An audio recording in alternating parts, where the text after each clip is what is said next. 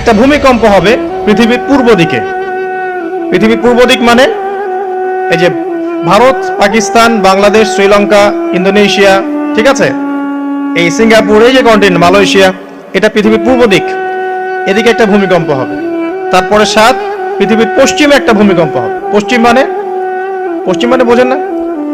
পশ্চিমা বিশ্ব না, সৌদি আরব না, পশ্চিমা বিশ্ব, ব্রিটেন, ফ্রান্স, জার্মানি, তারপরে রাশিয়ান কন্টিনেন্ট, হ্যাঁ, ইউক্রেন, এদিকে আপনার আমেরিকা, এই পুরো পশ্চিমা বিশ্ব, এখানে একটা ভূমিকম্প হবে বড়। এবং এগুলো এমন হবে যেগুলোতে ভূমি মাটিতে ধসে যাবে, মাটিতে ডুবে যাবে। ভূমিকম্প না, ভূমিধস। 8 পৃথিবীর মাঝখানে মধ্যপ্রাচ্যে একটা ভূমিকম্প হবে, যেখানে আমাদের সো কল্ড আমিরুল মুমিনিনরা থাকে, এদের এখানে একটা ভূমিকম্প হবে ইনশাআল্লাহ।